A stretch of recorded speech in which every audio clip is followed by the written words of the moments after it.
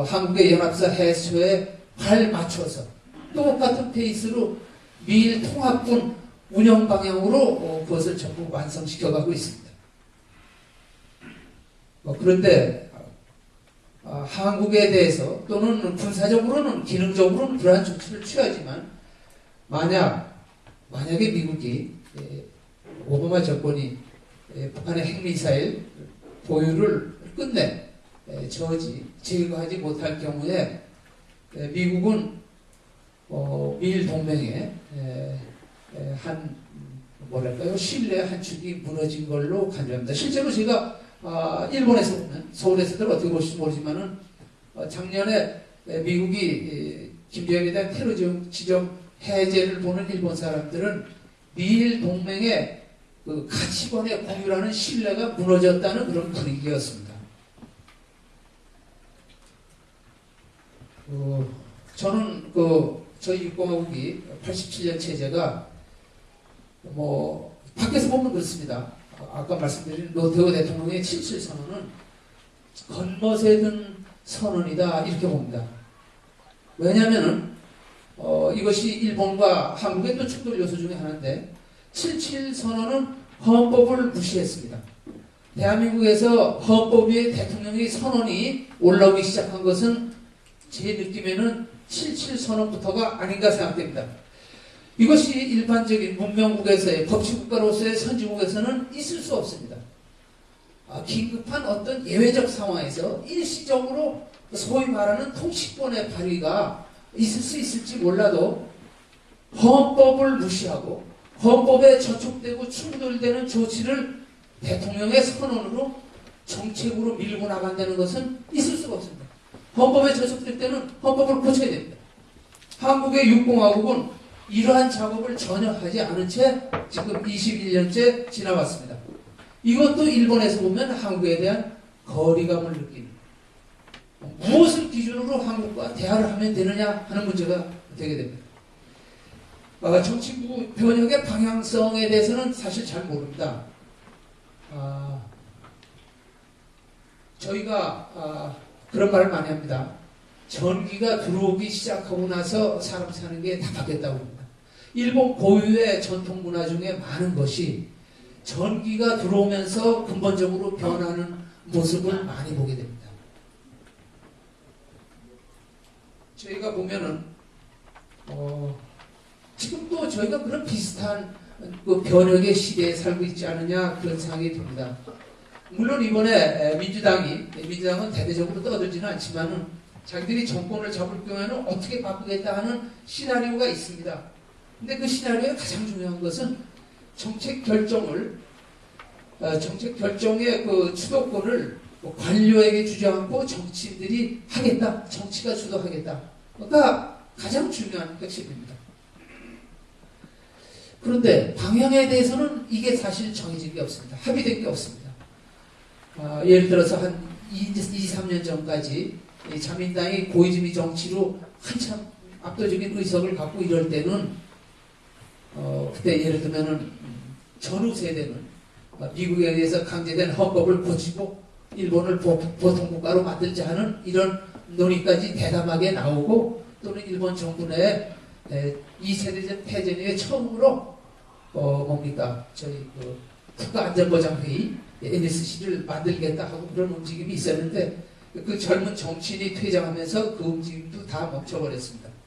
이것도 지금 일본 사람들에게는 큰 좌절감과 불만의 원인입니다.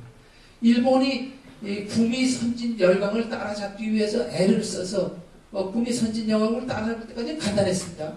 근데 따라잡고 나니까 이번엔 쫓기는 입장이 됐습니다. 특히 중국의 대두라든지, 그러니까 지금 다시 말해서 일본은 상대적으로 후퇴하고 있다는 느낌을 가질 수밖에 없습니다. 이것에 대한 그 좌절감, 절망감, 이걸 누가 해결되느냐? 세금 걷어가는 정부와 정치가 해결해야 되지 않느냐 하는 것이 유권자들의 이야기입니다. 그 밖에 과거에는 라디오와 신문이 사실 여론을 주도하던 시절도 있었고, 그 이후에 텔레비전과 잡지가 여론을 주도하던 시절이 있었지만 지금은 이미 텔레비전도 아닙니다. 지금은 그 휴대폰과 인터넷이 여론을 이끌어가고 여론을 확산시킵니다. 일본 사람들은 아시는 대로 아주 특이한 문화를 가져서 자기의 의사를 명확하게 표현들을 잘 합니다. 굉장히 수줍습니다. 일본 사람들은 수동적이고요. 그래서 과거에는 전문가들이 해설을 해주면 해설 기사에 의해서 여론이 형성됐습니다. 근데 이제는 이미 그런 시대가 지나갔습니다. 몇 사람의 전문가가 해설을 해서 그걸로 여론의 방향을 끌고 갔다든지 하는 것은 이미 지나갔습니다. 그런 시대는. 여기서 이제 비전과 리더십의 문제가 되겠는데 어느 나라 다 당면하고 있는 겁니다. 작년에 특별히 금융위기 때문에 촉발된 것도 아니고, 자, 일본에서 경제 하나만 하더라도 새로운 패러다임이 뚜렷하게 떠오르는 게 없습니다. 이거를 이끄는 리더가 없습니다. 지금 세계적으로 보면은 인터넷, 휴대폰 발달 때문인지 모르지만 본래 리더라는 것은 앞장서서 끌고 가는 게 리더입니다. 근데 요즘에 어느 나라나 대부분의 정치들을 보면 대중의 행동과 생각과 반응을 살피면서 그것에 따라갑니다. 또는 그것에 가깝게 영합을 합니다. 그러니까 그런 의미에서 리더가 거의 없죠. 일본에서 지금 제일 문제는 리더가 소멸됐습니다. 일본이 연립정권 시대가 들어와서 93년 이후에 1년간 정권을 뺏겼다가 다시 정권을 찾고 나서 16년 동안 14명의 총리가 바뀌었습니다. 거기에는 고이즈미 총리 혼자 4년 반 또는 다른 총리가 2년 한 것까지 다 포함해서 그러니까 설사 리더가 있었다고 하더라도 한 번 총리하면 그 다음에 다시 못합니다. 일본의 지금 통도에서는. 그러니까 전부 모처럼의 리더로 뽑은 사람들이 그저 1년 하고 소모되고 1년 하고 소모되고 하니까 또는 일본은 저희같이 자유민주주의적 이념에 의한 이념 정당 또는 그런 이념 자유민주주의 가치에 의해서 리더를 키워오지 않은 나라입니다. 하여튼 여러 가지 이유가 있지만은 일본의 독특한 그게 있습니다만은 저가 그렇게 성장한 리더가 없다. 한국도 마찬가지 아닙니까? 이런 것을 헤쳐나가려면은 그러한 비전과 아니면은 그렇게 훌륭하게 단련된 리더가 필요한데 리더 자체가 존재하지 않으니까 이 상황을 타개하는 것이 그렇게 어렵죠. 한마디로 할 사람이 없으니까요. 그렇지만 저건 어떻게 하든 이건 바뀔 수밖에 없습니다.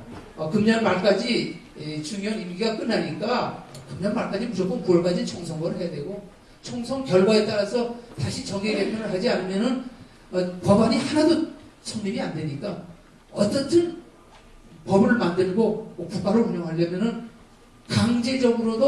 강제적인 재편, 정계 개편, 강제적인 짝짓기로 개편을 할 수밖에 없습니다. 바뀌어갈 겁니다. 문제는 이렇게 바뀔 때 이런 변혁이라는 것은 새로운 생태계가 만들어지는 것을 의미합니다. 한국도 마찬가지겠죠. 앞으로 저희도 한반도 60년 현상 타파를 할 경우에 새로운 생태계를 만들어야 됩니다. 그리고 새로운 생태계를 만들 때 그게 누가 그 새로운 생태계를 주도하는 세력이 되느냐, 누가 그 중심적인 리더가 되느냐 하는 문제가 나옵니다. 새로운 생태계의 중심적 역할을 할 그런 세력과 리더의 철학, 가치관 이런 것을 아는 것은 굉장히 중요합니다. 그래서 저희가 객관적으로 서울에서만 너무 한국 중심으로 세상을 보지 말고 좀 객관화시켜야 될 필요가 있다고 생각합니다. 저희가 밖에서 보면은 한국은 지금 우주의 중심이 서울인 것처럼 행동하는 경우가 많이 있습니다. 이게 저희 자폐적인 좌경 민족주의가 낳은 가장 큰 폐해입니다. 저희가 저게 변혁의 방향, 그 결과가 왜 중요하냐면은 저희는 어떻든 한반도의 재통일 문제가 저희 당면에 있습니다. 저희가 현상 타파할 경우에 저희의 현상 타파에 동조해줄 큰 나라, 강한 나라들이 어딘가? 중국 공산당이 저희가 원하는 중국 공산당 자체는 변혁을 원하죠. 현상 타파를 원합니다.